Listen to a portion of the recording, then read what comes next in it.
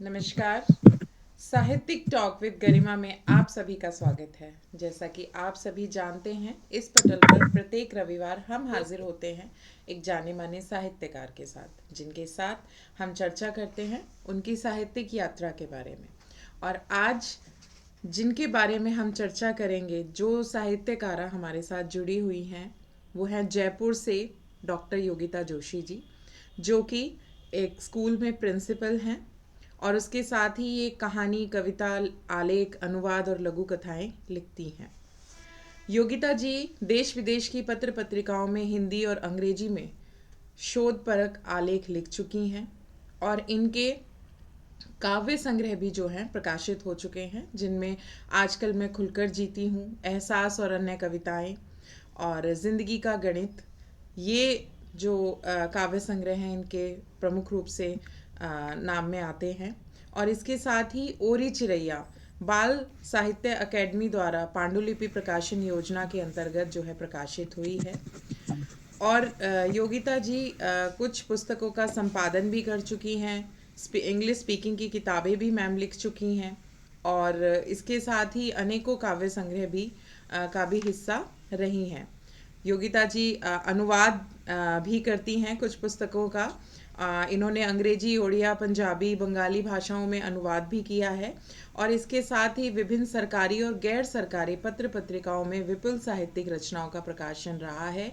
और ये सभी राष्ट्रीय और अंतर्राष्ट्रीय मंच पर काव्य पाठ भी करती हैं और राष्ट्रीय और अंतर्राष्ट्रीय स्तर की संस्थाओं द्वारा सम्मानित भी की जा चुकी हैं, जिनमें से योगिता जी को अभी शिक्षा के क्षेत्र में उल्लेखनीय योगदान हेतु संपर्क संस्थान द्वारा गुरुवंदन अलंकरण सम्मान भी मिल चुका है। 2022 और 2023 दोनों सालों में इन्हें मिला है। और इसके साथ ही इनको एजुकेशन एक्सीलेंस अवार्ड 2022-23 भी इन्हें मिल चुका है और शिक्षा सर्वोच्च सम्मान 2023 भी योगिता जी को मिला है। और इसके साथ ही इनकी आगे की जो भी साहित्यिक यात्रा है उसके बारे में हम चर्चा करते रहेंगे।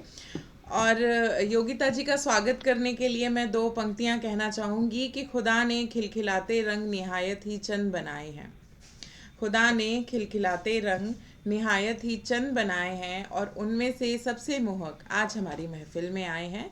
उनमें से सबसे मोहक आज हमारी महफिल में आए हैं। तो योगिता जी, आपका हमारे मंच पर बहुत शुक्रिया, हार्दिक बहुत स्वागत है। शुक्रिया।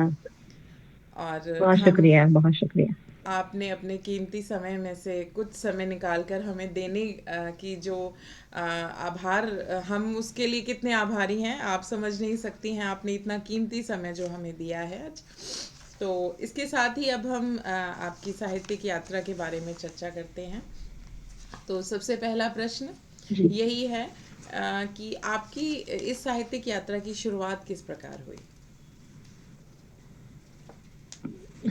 सभी कहते हैं ना कि हम जो कुछ भी करते हैं या जो भी हम रुचियां पैदा होती है वो बेसिकली इंसान की घर से ही डेवलप होती है। जी। तो मेरे दादाजी को बहुत लिखने पढ़ने का, गुनगुनाने का, वो भी भजन गाते हैं, लिखते भी हैं।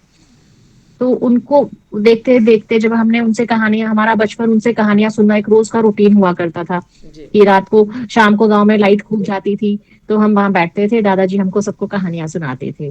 जी। और फिर उनकी लिखी हुई किताबें पढ़कर, उनके भजन सुनकर वहीं से रुचि जागृत हुई और ये लिखने पढ़ने का शौक भी जागृत हुआ। तो बहुत मेरी जो साहित्यिक यात्रा के प्रेरणा स्रोत है वो मेरे दादाजी हैं। अच्छी बात है कि आपको आपका जो पारिवारिक माहौल है वो इस तरीके का मिला कि आप का जो रुझान है वो लेखन की तरफ अपने आप ही बढ़ गया।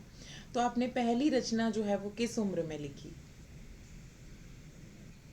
यूं तो मैं स्कूल लेवल से ही लिख रही थी, क्योंकि मैं बहुत सारी गतिविधियों में, जो साहित्यिक गतिविधियां होती थी, जैसे डिबेट कॉम्पिटिशन्स होते थे, ऐसे कॉम्पिटिशन्स होते थे या पोइट्री रेसिटेशन कॉम्पिटिशन्स होते थे, इन सब में मैं बहुत भाग लिया करती थी। और दादाजी से करेक्शंस करा के अपने पोएम्स और अपने कंटेंट को ले जाती थी जी। और हमेशा जीत कर भी आती थी। बहुत बढ़िया। तो स्कूल लाइफ से ही चालू हो गया था। शायद मैं 8th में थी या 10th में थी, तब मैंने पहली बार पोएट्री रेसिटेशन किया था, खुद की कविता लिखकर। हिंदी दिवस का अवसर था। जी। और वो हिंदी के लिए कविता लिखी थी, बहुत लंबी सी कविता थी, पूरी तो अब याद नहीं है। लेकिन जो पहला प्रकाशन वो मेरी रचना, वो जब मैं एमए प्रीवियस में थी, नवलगढ़ पोदार कॉलेज से मैं एमए प्रीवियस कर रही थी, उस समय वहां के न्यूज़लेटर में मेरी पहली कविता प्रकाशित हुई थी। बहुत अच्छी बात ताकि है। लिख तो हम स्कूल लाइफ से ही रहे थे। हाँ, तो इसके साथ ही एक कोई भी कविता हमारे दर्शकों को आप सुना दीजिए। जरूर। मैं नारी हूं तो मैं ज्यादा, मेरी कविताओं का जो मर्म होता है वो मैं नारी के लिए ही ज्यादा महसूस करती हूँ और उसी को लिखती हूँ। तो मैं आपको मेरी एक रचना मैं नारी हूँ सुनाऊंगी। जी बिल्कुल। मैं नारी हूँ, मैं नारी हूँ, मत समझो कमजोर मुझे। मैं सृष्टि की निर्मात्री हूँ, मैं सृष्टि की निर्मात्री हूँ। छंदों में गायत्री हूँ, ध्वजों में राष्ट्र तिरंगा हूँ। नदियों में मैं गंगा हूँ, जो करती तन मन को पावन। मैं नारी हूँ, मैं वह अविरल धारा हूँ, एक प्रवाह हूँ। मैंने बड़े बड़े पर्वत भी पार किए, मैंने बड़े बड़े पर्वत भी पार किए, अंतरिक्ष तक जा पहुंची। स्वाभिमान से भरी हुई हूँ, स्वाभिमान से भरी हुई हूँ। माना यहाँ वहाँ है कुछ शातिर, माना यहाँ वहाँ है कुछ शातिर, मगर नहीं मैं डरी हुई हूँ, मगर नहीं मैं डरी हुई हूँ। मैं दुर्गा हूँ, मैं चंडी हूँ, मैं शारद की वाणी हूँ। फितरत से कल्याणी हूँ, सृजन का विस्तार हूँ, जिसका ओर न छोर है। मत न मुझे कोई नापे, कद न मेरा कोई मापे। मत न कोई मुझे मापे, कद न मेरा कोई नापे। विस्तृत जो मैं आकाश हूँ, विस्तृत जो मैं आकाश हूँ। ये मैं एक अटल विश्वास हूँ, मैं नारी हूँ। मैं एक मधुर एहसास हूँ, मैं एक मधुर एहसास हूँ, मैं नारी हूँ। नहीं किसी की अरी हूँ मैं, नहीं किसी की अरी हूँ मैं, और ना ही किसी पर भारी हूँ मैं, और ना ही किसी पर भारी हूँ मैं। अपने पथ पर चलती हूँ, मैं एक सच्ची नारी हूँ। अपने पथ पर चलती हूँ, मैं एक सच्ची नारी हूँ। बहुत जी, खूबसूरत एक धन्यवाद। स्त्री के बारे में बड़ा ही खूबसूरत सा आपने एक चित्र खींच दिया है। मैं नारी हूँ। बहुत ही प्यारी आपकी रचना है। तो इसके साथ ही दूसरी अगला। कविता मैं आपको सुनाऊं? जी जी जीवन। जी, एक और स्वागत है। कविता सुनाना चाहूंगी, जीवन। स्वागत है, स्वागत है। जीवन। माना झंझावात है जीवन, माना झंझावात है जीवन, लेकिन उसमें ही बनती है नई राह, नए पथ, जिस पर चलना पड़ता है सभी को, जिस पर चलना पड़ता है सभी को। जीवन आसान सा गणित नहीं, जीवन आसान सा गणित नहीं। इसमें हरदम रहते हैं कई पेच, इसमें हरदम रहते हैं कई पेच। हल करना पड़ता है इनको बड़े ही धीरज के साथ, हल करना पड़ता है इनको बड़े ही धीरज के साथ। कितने ही चालाक चेहरों के बीच, कितने ही चालाक चेहरों के बीच छिपे होते हैं भेड़िए घात लगाए। इन सब से सावधान होकर निकलना पड़ता है कभी कभी। बचाना पड़ता है अस्तित्व, बचाना पड़ता है अस्तित्व। कि धूमिल न पड़ जाए व्यक्तित्व, कि धूमिल न पड़ जाए व्यक्तित्व। जीवन की आड़ी तिरछी रेखाओं से, श्रम और ईमानदारी की चौक से करना पड़ता है सीधा। जीवन की आड़ी तिरछी रेखाओं को श्रम और ईमानदारी की चौक से करना पड़ता है सीधा। जीवन एक शानदार नेमत है, उसे सजाना है, संवारना है। दरअसल दरअसल अभावों में रहकर ही जो निखरता है वही एक दिन खुशबू बनकर बिखरता है। अभावों में रहकर ही जो निखरता है वही एक दिन खुशबू बनकर बिखरता है। जीवन निरंतर सृजन का नाम है, इसे हम प्रणाम करें। जीवन निरंतर है, इन प्रणाम करें, क्योंकि यही हम सबका चारों धाम है, क्योंकि यही हम सबका चारों धाम है। बहुत खूबसूरत, शुक्रिया। बहुत खूबसूरत कविता है। और अगला प्रश्न जो है हम पूछना चाहते हैं कि आप स्कूल में प्रिंसिपल हैं, तो प्रिंसिपल होना एक ऐसा नहीं है कि एक छोटी सी जॉब है, आप जा कर के बस आ गए और सबको ऑर्डर दे दिए। मुझे लगता है प्रिंसिपल की जो जॉब है वो 24/7 चलती है। आप पे एक बहुत बड़ी जिम्मेदारी होती है। तो इतनी बड़ी जिम्मेदारी फिर पारिवारिक जिम्मेदारियां भी हैं, और साथ में फिर ये लेखन। तो फिर ये सब चीज़ें कैसे मैनेज करती हैं आप? अभी मैंने कविता सुनाई थी आपको, मैं स्त्री हूँ। तो वो एक स्त्री को कई रूपों में भगवान ने देखा है और कई रूपों की शक्ति भगवान ने दी है। एक स्त्री एक समय पर माँ भी होती है, बहुत अच्छी माँ साबित होती है, बहुत अच्छी पत्नी साबित होती है, जी। और बहुत अच्छी बहन, बेटी, बहू, बहुत सारे रूपों को वो डेली उसका डेली रूटीन का हिस्सा होता है। तो अब हमारे साथ वर्किंग लाइफ में ये, हाँ जैसे आपने कहा, बहुत बड़ी जिम्मेदारी है और 24/7 जॉब है। बिल्कुल सही कहा आपने। अभी वेकेशन चल रहे हैं, लेकिन ऐसा कोई भी दिन नहीं होता है कि स्कूल के ग्रुप को देखना नहीं होता है या उसमें कुछ पोस्ट नहीं करनी होती है, बिल्कुल। और पारिवारिक जिम्मेदारियां। बट अपन यदि प्रॉपर टाइम मैनेजमेंट के साथ में करते हैं तो सारी चीजें बहुत आसानी से हो जाती है। जी। ऐसा नहीं है, बेटा बड़ा हो गया है, 15 साल का है बेटा, तो उसकी तरफ से इतनी टेंशन नहीं है, और छोटी फैमिली है, तो आजकल इतनी न्यूक्लियर फैमिलीज हैं। स्कूल का टाइमिंग तो मैंने वो मैनेज कर रखा है कि स्कूल के साथ में ही करना है। वैसे 24/7 है, तो कभी भी कोई इमरजेंसी होती है, कॉल्स आते हैं टीचर्स के, पेरेंट्स के, तो सबको देखना होता है। But with proper time management सब मैनेज हो जाता है। बिल्कुल। थोड़ा खुद को जो टाइम देना का होता है ना, रेस्ट करने का, सोने का, वो थोड़े सा कम टाइम कर लेना होता है कि जब आपको लिखना है, कुछ एक्स्ट्रा करना है, तो you need to save time. तो वो मेरे टाइम में से मैं सेव करती हूँ लिखने के लिए। बिल्कुल। बिल्कुल, बहुत ही क्योंकि प्रेरणादायक बातें जिम्मेदारियां हैं। सब अपनी जगह होती है, जिम्मेदारियां अपनी जगह होती है। स्कूल को प्रॉपर टाइम देना है, बच्चे को टाइम देना है, फैमिली को देना है। उसके बाद में जो समय खुद का होता है, वो समय आप लेखन को दे सकते हैं। तो मैं उस समय में से लेखन का काम करती हूँ। बिल्कुल, बहुत अच्छी बात है, और बहुत ही प्रेरणास्पद बात आपने कही है कि प्रॉपर टाइम मैनेजमेंट, समय जो है वो अगर हम अच्छे तरीके से उसको मैनेज करें तो सब कुछ पॉसिबल है। तो अभी जब आप लेखन भी करती हैं, शुरुआत से जो है आप लिखती आई हैं, तो आपके परिवार का सहयोग किस प्रकार का रहा है? परिवार देखो हमेशा हर इंसान को सपोर्ट ही करता है। परिवार ने कभी भी ऐसा नहीं कहा कि ये क्या लेकर बैठे हो, क्यों कर रहे हो, ऐसा क्या हो गया। इवन बेटा जब, अब तो चलो बड़ा हो गया, लेकिन जब छोटा था तब से भी लिख ही रहे थे, लेकिन उसको ये पता होता था कि मम्मी लिख रही है बैठ के, तो उसने कभी डिस्टर्ब नहीं करा। और हस्बैंड को भी यही रहा, पेरेंट्स ने भी, सबने बहुत सपोर्ट किया साथ में कि नहीं लिख रही है, लिखने दो, प्रोत्साहन करना। हस्बैंड और बेटा बहुत हमेशा खुश हो जाते थे जब कोई मेरी कविता अखबार में छपती थी। जब पहली बुक आई तो बहुत एक्साइटमेंट था घर में सभी के लिए कि पहली बुक आई है, तो मुझे पहली कॉपी मुझे ही चाहिए। बेटा कहता था मुझे ऑटोग्राफ लेकर आपकी बुक चाहिए, पहली बुक। तो एक फैमिली का पॉजिटिव एटीट्यूड हमेशा साथ रहा, बहुत सपोर्ट साथ में रहा। जी, बिल्कुल, बहुत अच्छी बात है कि आपके परिवार का जो सहयोग है वो आपके साथ इतना रहा है। और इसके साथ ही अब आपकी कोई एक रचना आप सुना दीजिए। मैं अभी आपको लघु कथा सुनाती हूँ। मैं लघु कथाएं भी लिखती हूँ जी, कविताओं जी। के साथ साथ। तो मैं लघु कथा, हालांकि लघु कथाओं की कोई पुस्तक प्रकाशित नहीं हुई है, पर न्यूज़पेपर्स में और पत्रिकाओं में छपती रहती हैं। तो मैं आपको दो लघु कथाएं सुनाती हूँ। पहली लघु कथा है बोझ। जी। रामलाल को एक बार किसी ने पूछा, बाबा आपके कंधे इतने झुके हुए क्यों हैं? रामलाल ने बहुत ही विनम्रता से कहा, साहब मैं चार नालायक बेटों का पिता हूँ। मैं चार नालायक बेटों का पिता हूँ। उनका और उनकी गृहस्थी का पूरा बोझ मेरे कंधों पर ही है। पूछने वालों की आंखों में आंसू थे। तो ये मेरी पहली लघु कथा थी, जो मैंने बिल्कुल ही बहुत चंद शब्दों में बहुत गहरी बात समझाई है। बहुत और अच्छी जिसको लगी। कहते हैं ना, लघु कथा तो बहुत जितनी लघु होती है, पर उसके अंदर उतना ही गूढ़ अर्थ लिए होती है। तो दो लाइनों में मैंने एक बहुत छोटी सी लघु कथा आपको सुनाई।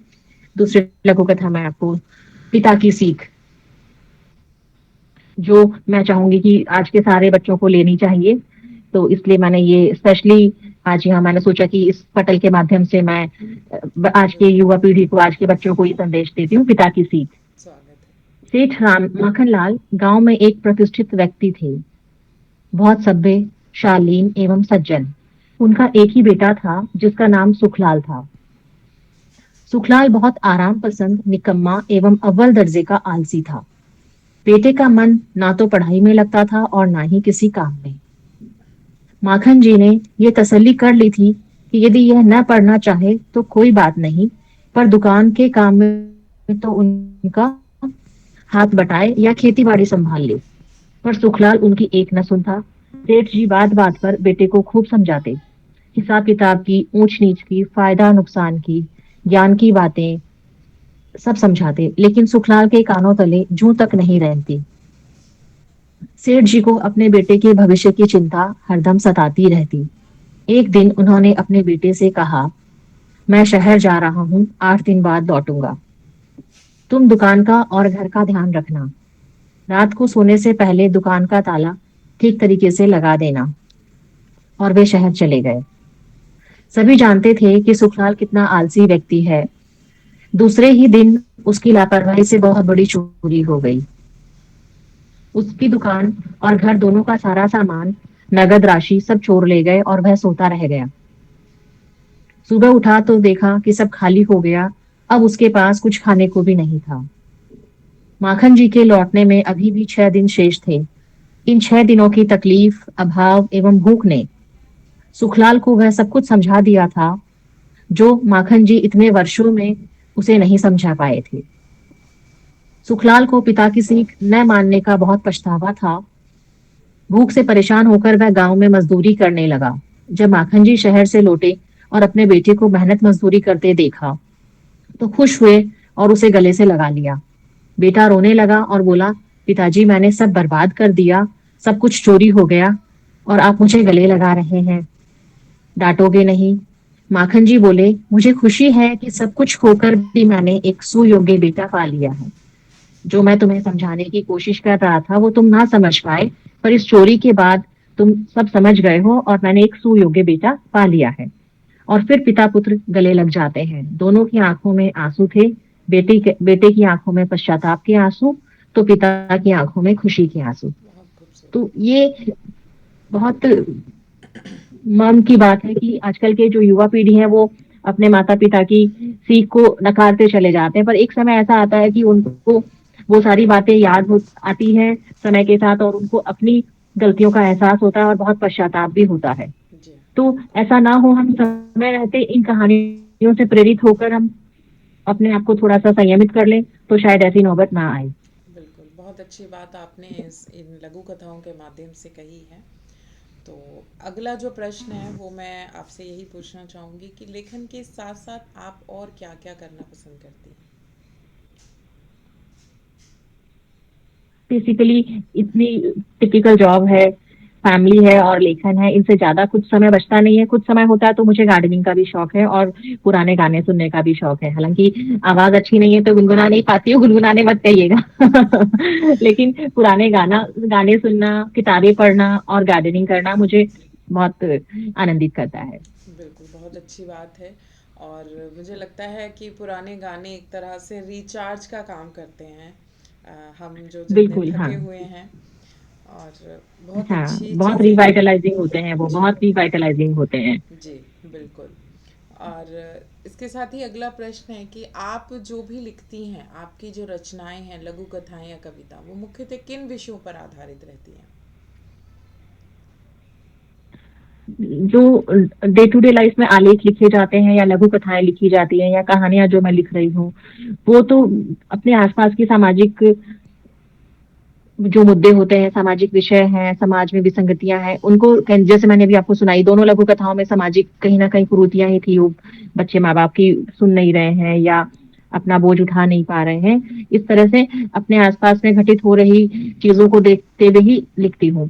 और जो कविता होती है उसको चलाकर नहीं लिखा जाता है, उसको सोचा भी नहीं जा सकता, क्योंकि कविता हमेशा अंदर से खुद ही निकलती है।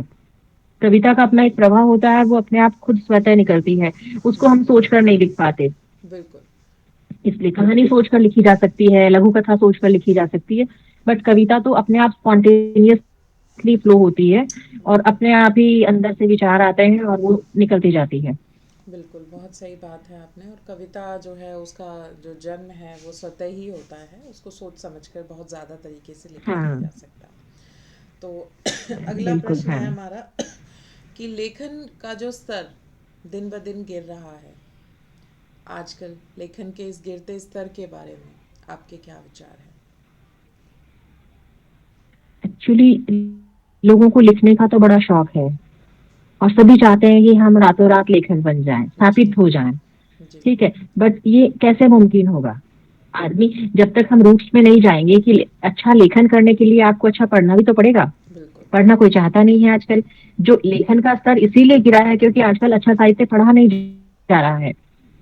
कोई भी आदमी ये नहीं चाहेगा कि वो 200 रुपए की एक किताब खरीद के पढ़े।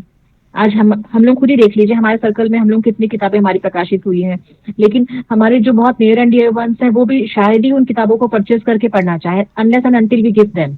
और गिफ्ट बिल्कुल। करी हुई किताब को भी वो अलमारी में सजा के रखना ज्यादा उचित समझते हैं कि अच्छा ये मेरी फ्रेंड की बुक है, बट उसको पढ़ना लोग नहीं समझते। इतने अच्छे साहित्यकार हुए हैं हमारे, महादेवी वर्मा है, रामधारी सिंह दिनकर है, और दुष्यंत कुमार है। हमने पढ़ा है इनको, बहुत अच्छा पढ़ा है। कबीरदास जी के दोहे हैं, रहीम है, रसखान है, लेकिन लोग पढ़ना नहीं चाहते। जब तक पढ़ेंगे नहीं अच्छा तो लेखन का स्तर कैसे आएगा? कैसे आपको उसकी वो ढांचा कैसे पता चलेगा? उसका शिल्प कैसे पता लगेगा कि कैसे लिखा जाता है, किस तरह से लिखा जाता है? जी बिल्कुल। आपको देखना पड़ेगा ना कि कैसे हमको तैयार करना है।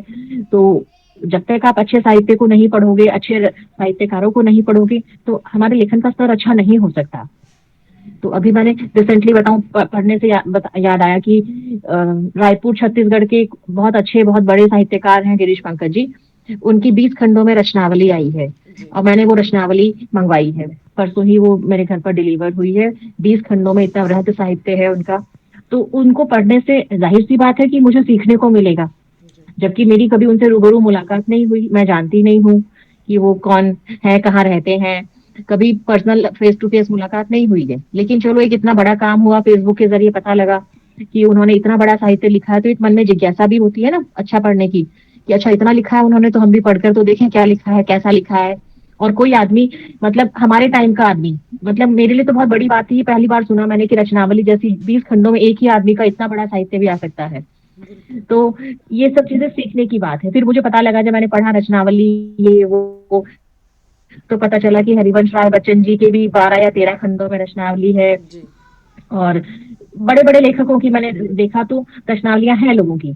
तो ये मुझे, मतलब हमारे जैसे वो लोग तो चले गए, पुराने हो गए, पुराने साहित्यकार, बट ये हमारे बीच के हैं, हमारे साथ हैं, आज भी हैं। और इन्होंने इतना बड़ा काम किया है तो वो देखना, वो जिज्ञासा, बस मैंने उनको पढ़ने के लिए उनका पूरा रचनावली मैंने ऑर्डर किया और वो मंगवाया। तो वो अच्छा पाठक यदि है तो ही वो अच्छा लेखक बन सकता है। जी बिल्कुल। मतलब हमारे, आपने जो पूछा कि लेखन का स्तर गिरता जा रहा है क्योंकि पढ़ पठन कम होते जा रहा है।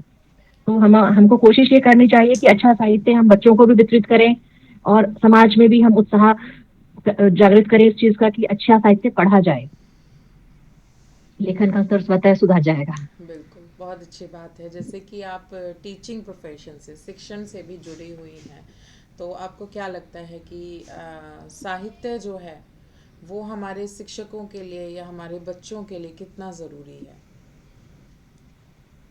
बहुत बहुत जरूरी है, क्योंकि साहित्य हमको हमारी रूट्स तक ले जाता है, हमको रूट्स से जोड़े रखता है।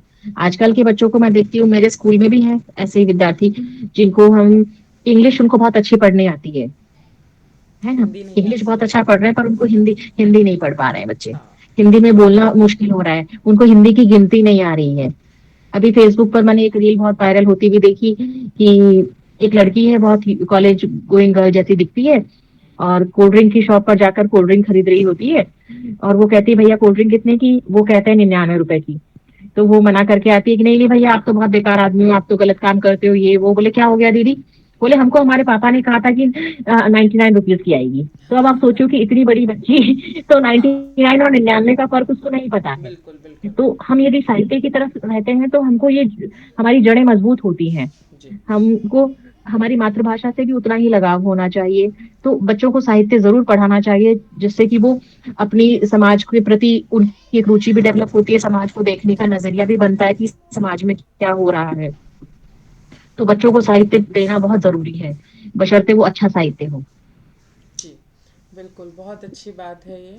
और हमारे बच्चों को जो है, आज की युवा पीढ़ी को, नई पीढ़ी को बहुत ज़रूरत है इस साहित्य की। और अगला प्रश्न भी मेरा इसी से संबंधित है कि आजकल के बच्चे जो मोबाइल फ़ोन में घुसे रहते हैं, और उनको मुझे लगता है कि हर चीज़ के लिए उनको शायद अपने बड़ों की ज़रूरत नहीं है, गूगल सब कुछ जानता है, और वो शायद बिल्कुल। बाकी सबसे ज़्यादा अपने फ़ोन पर विश्वास करते हैं। तो ऐसे में मुझे ऐसे लगता है कि अगर साहित्य होगा तो शायद इस लत से जो है उनको दूर किया जा सकता है। तो इस पर आपके क्या विचार हैं? इस लत के लिए भी देखिए, जहां तक मैं समझती हूँ, पेरेंट्स बहुत हद तक जिम्मेदार हैं। जी। क्योंकि मैं घर में भी देखती हूँ, आस पड़ोस में भी देखती हूँ, जो बहुत छोटे छोटे बच्चे हैं ना, 2.5-3 साल के बच्चे हैं, जो ज्यादा कुछ कर नहीं पाते हैं, गेम्स बाहर नहीं कर पाते हैं, उनको भी उनकी माएं जब खाना खिलाने को होती है तो पहले मोबाइल चालू करके देती है कि लो इसको देखो और खाना खाओ। ठीक है, बच्चा जरा सा रोया, मम्मा को काम करनी है तो चलो आपने यूट्यूब पे ये देखो, वीडियो देखो, और मम्मा खुद बिजी हो गई हैं। जी। जी। तो इस तरफ भी बच्चों का रुझान कहीं ना कहीं उनकी मदर्स ने, ये भी घर से ही शुरू होती है, उनकी मदर्स ने उनको उस तरफ धकेला है, मैं कहूंगी धकेला है। जी क्योंकि बिल्कुल। बहुत मासूम बच्चे होते हैं, उनको क्या पता यूट्यूब पर क्या है क्या नहीं है, फिर वो बच्चे एडिक्टेड हो जाते हैं धीरे धीरे। जी बिल्कुल। तो बजाय उनके हम यदि बच्चों को स्टोरी सुनाना चालू, जैसे मैंने बताया, मेरा बचपन दादाजी से कहानियां सुनते हुए गुजरा है, हम उनसे कहानियां सुनते सुनते, लघु कथाएं सुनते सुनते बड़े हुए हैं। जी। तो वही चीज आज यदि पेरेंट्स अपने बच्चों को दें, अच्छा साहित्य गिफ्ट करें उनको, बच्चों के बर्थडे पर आप बच्चों को वीडियो गेम्स ला कर दे रहे हो, उनको अच्छी कॉमिक्स बुक्स ला कर दीजिए, चाचा चौधरी, प्राण, हमने पता नहीं कितनी किताबें पढ़ी हैं, चंपक बिल्कुल। पढ़ी है हमने, बिल्कुल। पंचतंत्र की कहानियां पढ़ी हैं। आज कहीं दिखती भी नहीं है, शायद किसी अच्छी स्कूल की लाइब्रेरी में भी मुझे ऐसी किताबें देखने को बहुत कम मिलती हैं। और बच्चे पढ़ना पसंद नहीं कर रहे हैं, क्योंकि उनको उतना टाइम ही नहीं है, घर जाके तो यूट्यूब स्क्रॉल करना है, मोबाइल देखना है उनको, नेटफ्लिक्स देखना है। तो अच्छा, मतलब ये हमारी जिम्मेदारी है, जिस तरह से पेरेंट्स ने अपने बच्चों को मोबाइल थमाए हाथ में, तो अब उनकी जिम्मेदारी ये बढ़ती है कि वो बच्चों को साहित्य की तरफ भी लेकर जाएं, उनको बुक फेयर्स में विजिट करवाएं, है ना, दिखाएं कि कितनी बड़ी जनता, अभी बुक फेयर लगने वाला है फैब में, दिल्ली में विश्व पुस्तक बिल्कुल। मेला लगने वाला है। पेरेंट्स अपने बच्चों को वहां भी ले जाए, आप अपने वाटर पार्क पे लेकर जाएं, उनकी पुस्तकों की होनी चाहिए। पेरेंट्स को गेम्स पुस्तकें, अच्छी किताब लेनी चाहिए, जिससे उनमें नैतिकता का भी विकास हो और सामाजिक मूल्य भी विकास हो। बिल्कुल। तो आपने बिल्कुल बहुत अच्छी बात कही है ये, और विश्व पुस्तक मेले की बात से याद आया कि जब देखते हैं वहाँ पर पुस्तक मेले में भी हिंदी के साहित्य का इतना इतना हाल खराब है कि जब वहाँ देखेंगे तो जो इंग्लिश जो पब्लिशर्स होते हैं उसकी दुकानों पर बहुत लंबी लाइनें लगी होती हैं, और हिंदी जो पब्लिशर्स हैं जो हिंदी में बुक्स ज्यादा पब्लिकेशन होंगे, करते हैं इंग्लिश वहाँ लोग जो है हिंदी की किताबें नहीं खरीद रहे होते हैं, तो उनका भी बहुत बुरा हाल है, क्योंकि हमारे जो वहाँ कम लोग दिखाई देंगे, बिल्कुल वहाँ कम हमारी लोग युवा दिखाई पीढ़ी देते हिंदी हैं, लिखना बिल्कुल। पढ़ना जानती नहीं है, उन्हें आलस आता है, उन्हें हिंदी बहुत भारी लगती है, समझ नहीं यहाँ आती तक है। कि यहाँ तक कि जो यहाँ तक कि जो बुकर पुरस्कार मिलता है ना, हिंदी के इस अनुवाद को मिलता है, ऐसा नहीं है कि हिंदी के ओरिजिनल वर्जन को दिया गया हाँ। पुरस्कार, बताइए आप। अभी बिल्कुल। गीतांजलि को मिला, तो लेकिन बुकर को भी ट्रांसलेशन को मिल इंग्लिश ट्रांसलेशन को मिलता है, हिंदी वर्जन को दिया गया, मूल पुस्तक नहीं दिया गया। बिल्कुल। बिल्कुल तो सही ये बात है। कहीं ना कहीं विसंगतियां हैं बहुत सारी। बिल्कुल। बहुत लंबी, ये बहुत विमर्श के विषय है, जिस पर ये बहुत लंबे विमर्श के विषय हैं। हाँ। और हिंदी का जो घटती जा रही है, उसकी जिम्मेदार भी खुद ही है। जो हम चाहते तो हमारे बच्चे सब इंग्लिश स्कूल्स में पढ़े, और हमारे साथीदार अंग्रेजी अच्छे इंग्लिश मीडियम स्कूल्स में, एमएनसीज में कर रहे हैं, तो हम खुद ही तो उसको रोक दे रहे हैं आगे बढ़ने से। हम तो चाह के भी, और इंग्लिश बोलना बहुत बड़ा एक सिंबल हो गया है।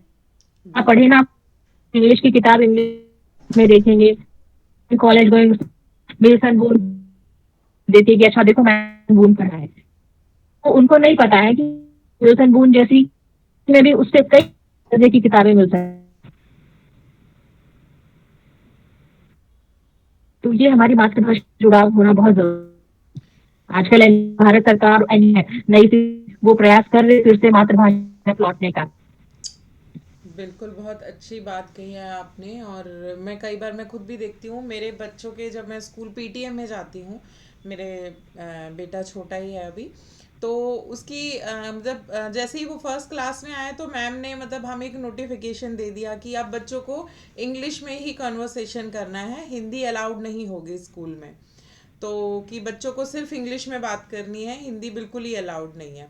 और हम क्या उम्मीद करें उन अध्यापिकाओं से जो शायद मतलब मेरे बेटे का नाम भी वो हिंदी में ठीक से नहीं ले पाती हैं। वो उसको भी तोड़ मरोड़ कर वो बड़े अलग तरीके से उसका नाम प्रोनाउंस करती हैं। तो उसका उच्चारण बिल्कुल। बहुत गलत है, तो मैं कैसे उम्मीद करूं कि वो बच्चा हिंदी सीख जी पाएगा, जी। उसका हिंदी के प्रति रुझान रहेगा। तो कहीं ना कहीं हमारी पूरी शिक्षा पद्धति भी इसके लिए जिम्मेदार है, हिंदी पर बस उतना जोर यही नहीं यही दिया कहा ना गया। हमने कि चीज तो है, शिक्षा वाली बहुत जिम्मेदार है, बिल्कुल। जी। तो इसके तो सही साथ कह रही हैं आप। शिक्षा प्रणाली ये है कि माध्यमिक शिक्षा 3 साल का बच्चा हिंदी में बात ही ना करे। बिल्कुल, और वो बच्चा कहाँ अटक जाएगा कि घर में जो वो जिन लोगों के साथ वो रह रहा है वो हिंदी भाषी हैं, लेकिन स्कूल जा कर के जो है उस पर दबाव डाला जा रहा है कि वो इस सिर्फ इंग्लिश में बात करे, वो अपनी भावनाएं कैसे व्यक्त कर पाएगा, वो कितने प्रेशर में रहेगा, दबाव उसके ऊपर किस स्तर का रहेगा कि हम उसको एक ऐसी भाषा सीखने के लिए कह रहे हैं जो उसने सुनी ही नहीं है, जो उसके आसपास कोई बोलता भी उस नहीं है। छोटे से बच्चे,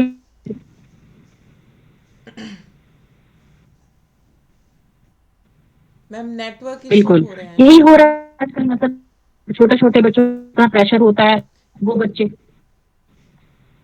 शायद फिर से कनेक्ट करें।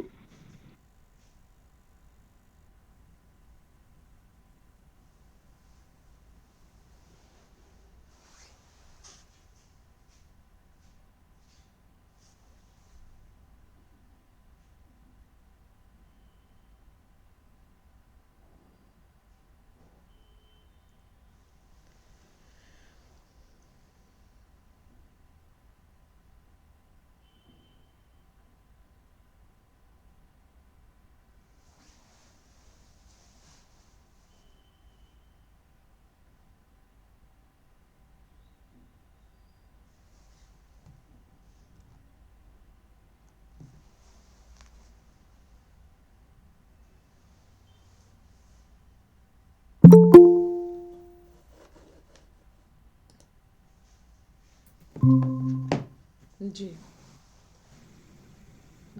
मुझे लग रहा है आज मौसम जी, खराब है, उसकी वजह शायद से भी नेटवर्क कहीं ना इश्यूज थे। कहीं ये रीज़न मौसम है। खराब है, हाँ। हाँ। तो कोई बात नहीं।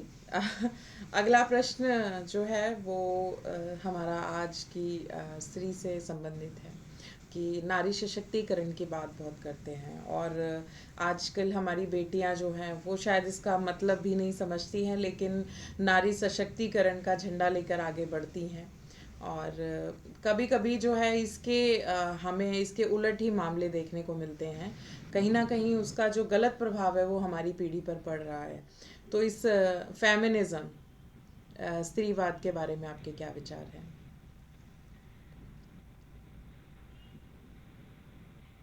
एक्चुअली इन सब चीजों में भी कहीं ना कहीं पॉलिटिक्स और जो ये जो छोटी संस्थाएं होती हैं, जो एनजीओ हैं, जो से काम करती हैं, जो गवर्नमेंट के लिए, वो भी बहुत हद काफी कई बार उन को मिलते हैं। वो ऐसे संस्थाएं कई बार अपने अपने प्रोपेगेंडा के लिए को, जो घरेलू स्त्रियां हैं उनको अननेसेसरी मिसगाइड करके भी वो लोग कई बार उनसे मोर्चे निकलवाती हैं, उनको भूख हड़ताल पर बिठा देती है। कई बार ऐसी चीजें होती है।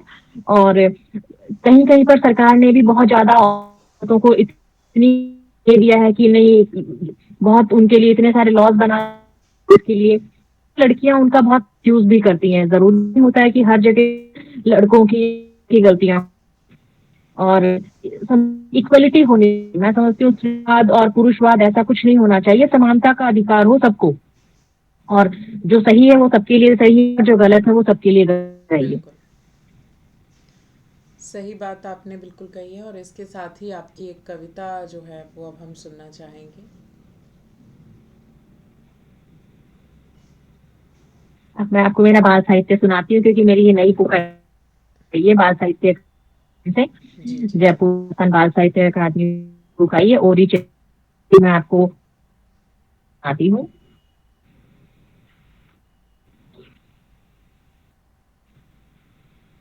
और ओरी या बोलो क्यों हो, तुम क्यों आती हो, खुदा कर मेरे क्यों न आदक खुदा कर क्यों न आती डरती मन में है, हाँ सुख दिखता है को तेरे कितना है मुझको तेरे जीवन में, मधुर मधुर गा सुना, मधुर मधुर सभी को हो, और जैसे ही आऊं तेले क्यों झट जाती हो, करके मुझ उदास बैठकर मुझसे क्यों तुम ना बती हो, दूर बैठ तुम मुझसे क्यों आती हो, तुम खूब खुद अपने पंख आसमान की घूम रही संसार, जो कभी मेरे संग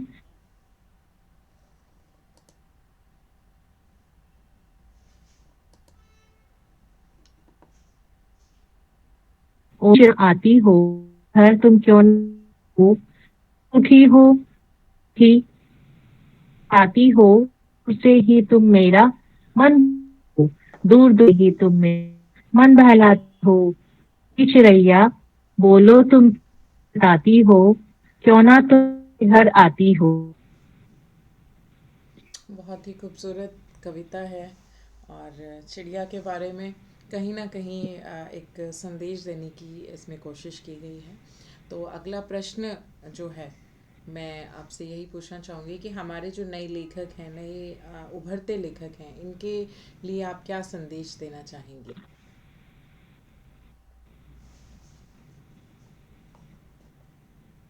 खूब पढ़े, अच्छा पढ़े, मतलब लेखकों के लिए ही है कि अच्छा पढ़े, अच्छा पढ़ें, जितना अच्छा पढ़ पाए उतना ही अच्छा।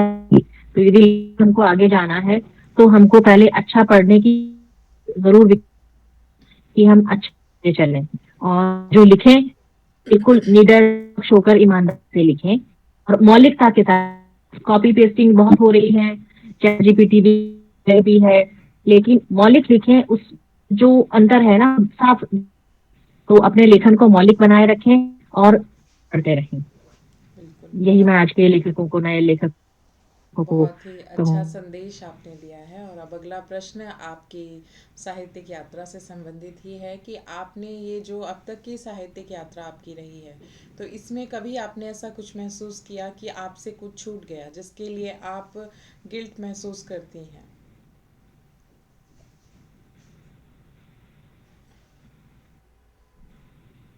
नहीं, ऐसा नहीं। यूं तो आदमी संतोष होती है आदमी को, जब तक हम सेटिस्फाइड नहीं रहते हैं, कंटेंटेड नहीं रहते हैं ना, संतुष्ट नहीं रहते हैं, तब तक इच आगे हमको जाग है। लेकिन मैं बहुत एक्साइट फील कर, बहुत छोटी सी है, क्योंकि को आई है कि मैं full time as a principal job कर रही हूँ, और प्राइवेट सेक्टर में जॉब करना, और वो भी एज अ प्रिंसिपल जॉब करना बहुत मुश्किल काम है। फिर फैमिली भी है, दो दो फैमिलीज हैं, पेरेंट्स की भी जी। खुद की फैमिली है, बच्चा है, खुद को भी देखना होता है, इनके बीच में ये चीजों को मैनेज करना टफ तो जरूर होता है। ठीक है, तो मैं मैंने गिल्ट महसूस नहीं किया किसी चीज को, मुझे लगता है कि मैंने जो किया बहुत अच्छा किया, और बहुत किया, और निरंतर सीखते रहना है। अभी सीख ही रहे हैं हम लोग। 4 बुक्स मेरी पब्लिश हुई हैं, कुछ अनुवाद भी किए हैं मैंने, कुछ कहानियां लिखी हैं, जो लिखती हूँ वो इधर उधर प्रकाशित होते रहता है पत्र पत्रिकाओं में। जी। तो कभी मुझे इस तरह का हुआ ही नहीं, क्योंकि मैं इतना समय दे ही नहीं पाती हूँ। मतलब जितना एक मैं फुल टाइम यदि लिखने का काम करूँ तो मुझे लगेगा कि मैंने इतना कुछ समय दिया, फिर भी कुछ नहीं हुआ। 4 बुक्स में से 3 बुक्स को मेरे को, जैसे ये वाली जो पहली मेरी बाल साहित्य की बुक है, ये बाल साहित्य अकादमी से ही आई है। मतलब यात्रा छोटी है पर बहुत सुखद यात्रा है। ये बाल साहित्य अकादमी से आई, गवर्नमेंट से। ये वाली जो बुक है, इसको भी गवर्नमेंट ने पांडुलिपि प्रकाश नहीं, प्रथम प्रकाशित कृति में सम्मानित किया था, इसको भी गवर्नमेंट ने अवार्ड किया। और जो मेरी ये बुक है, ये पांडुलिपि प्रकाशन योजना में राजस्थान साहित्य अकादमी उदयपुर से प्रकाशित हुई है। तो इस तरह से 4 किताबों में से यदि आपकी 3 किताबें गवर्नमेंट से अवार्ड हो जाती हैं, तो मैं समझती हूँ कि बहुत अच्छा काम है। तो और जितना मैं समय दे पा रही हूँ उसके हिसाब से मुझे बहुत मिल रहा है। लोगों का प्यार भी मिल रहा है, एक्सेप्टेंस भी मिल रही है, मेरे लिखे हुए को पढ़ा भी जा रहा है, सराहा भी जा रहा है। तो वो बहुत खुशी है, उस चीज़ की कभी गिल्ट नहीं है। बहुत अच्छी बात है कि ज़िंदगी को आपने बिल्कुल एक बिना गिल्ट के आप जी पा रही हैं। तो अगला जो प्रश्न नहीं है, अ, मैं यही आपसे जो है हम यही पूछना चाहेंगे कि अब हमारे जो व्यूअर्स हैं उनके लिए आप अपनी एक कविता प्रस्तुत कीजिए और उसके साथ एक कोई प्यारा सा संदेश आप जो भी आप देना चाहें। वैसे तो मैंने आपको मेरी जो 2 बेस्ट पोएम्स थी वो मैंने आपको सुनाई। मैं अब सुनाती हूँ माँ के लिए एक कविता, मेरी जी, माँ। स्वागत है। हर मर्ज की दवा है माँ के पास, हर मर्ज की दवा है माँ के पास, डांट और फटकार है, असीम प्यार भी है, डांट और फटकार है, असीम प्यार भी है माँ के पास। वह ममता का सागर है, हमारे आंसू देख कर अपने आंसू भुला देती है। वह ममता का सागर है, हमारे आंसू देख कर अपने आंसू भुला देती है। हर गलती माफ कर गले लगा लेती है माँ, हर गलती माफ कर गले लगा लेती है माँ। अपनी हर खुशी अपनी हर खुशी बच्चों पर लुटा देती है। हर तकलीफ में याद आती है माँ, हर तकलीफ में याद आती है माँ। संघर्ष में तपते जीवन की संघर्ष में तपते जीवन की शीतल छाया है माँ। कठोर दुनिया में मखमली एहसास है माँ, कठोर दुनिया में मखमली एहसास है माँ। सबसे पहला रिश्ता है माँ, सब रिश्ते शुरू करती है माँ, निभाना भी सिखाती माँ। झुक जाए भगवान भी जिनके आगे वो है माँ, झुक जाए भगवान भी जिनके आगे वो है माँ। तो ये एक माँ हमारी हमारे साथ हमेशा रहती है हर मुसीबत में। तो ये कविता मैं जरूर चाहूंगी कि हमारे सारे व्यूअर्स सुने और इसको गुने भी, कि वो अपनी माँ की इज्जत करे, अपनी माँ के बलिदान को, अपनी माँ के त्याग को भी समझे। आज की युवा पीढ़ी में ये भी बहुत बड़ी विसंगति है कि उनको नजर नहीं आता है कि उनके पेरेंट्स उनके लिए क्या कर रहे हैं। तो बहुत सारे सेक्रीफाइसेस करते हैं पेरेंट्स अपने बच्चों के अपब्रिंगिंग के लिए, अच्छे स्कूलों में पढ़ाना, प्राइवेट जॉब्स करना, शहरों में रहना, उनको एक छत देना बहुत कठोर काम हो जाता है कई बार पेरेंट्स के लिए। और बच्चों को इसका एहसास तक नहीं होने देते वो लोग कि वो किस दौर से गुजर रहे हैं। जी बिल्कुल, बहुत खूबसूरत और सी बात व्यूवर्स आपने को कही। संदेश में यही देना चाहूंगी कि पॉजिटिविटी के साथ रहें, हमेशा सकारात्मक रहें, अच्छा पढ़ें, अच्छा सुने। तो हमेशा इंसान को हर सिचुएशन में पॉजिटिविटी के साथ जरूर रहना चाहिए, क्योंकि जब तक हम पॉजिटिव हैं, मुझे वो एक लाइन याद आती है कि मन के हारे हार है और मन के जीते जीत है। जब हम मन से हार जाते हैं तो हम जीते हुए युद्ध को भी बहुत आसानी से गवा देते हैं। और जब हम मन में हिम्मत रखते हैं ना, जीतने का हौसला रखते हैं, तो हम हारी हुई बाजी को भी पलट सकते हैं। जी तो इंसान को पॉजिटिव पॉजिटिव रहना चाहिए और हिम्मत कभी भी नहीं हारनी चाहिए। यही जी, संदेश मैं अपने व्यूवर्स को आज देना बिल्कुल, चाहूंगी। बहुत ही खूबसूरत बात आपने कही है। और मुझे लगता है हमारे व्यूअर्स अगर इनमें से किसी एक बात पर भी अमल करते हैं तो बिल्कुल कुछ ना कुछ बदलाव ज़रूर होगा। और इसके साथ ही हम प्रोग्राम के अंत की तरफ बढ़ रहे हैं। तो मैं दो पंक्तियों से जो है योगिता जी का आभार प्रकट करना चाहूँगी कि मकरंद सी तासीर है, गुलकंद सी शख्सियत है इनकी। मकरंद सी तासीर है, गुलकंद सी शख्सियत है इनकी, कुदरत की रहमतें हैं ये किसी किसी पर ही बरसती हैं। तो योगिता जी, आपका बहुत बहुत आभार, आप हमारे मंच पर आएँ। बहुत आपने आभार अपना आपने। कीमती समय हमें दिया और अपनी साहित्यिक यात्रा की जो चर्चा हमारे व्यूअर्स के लिए की है, हम उसके लिए आपका बहुत बहुत आभार प्रकट करते हैं। और इसके साथ ही अब हम विदा लेते हैं हमारे व्यूअर्स से अगले रविवार तक के लिए, जहाँ हम फिर से हाजिर होंगे एक जाने माने साहित्यकार के साथ और उनके साथ हम चर्चा करेंगे उनकी साहित्यिक यात्रा के बारे में। तब तक आप सभी स्वस्थ रहें, मस्त रहें। धन्यवाद।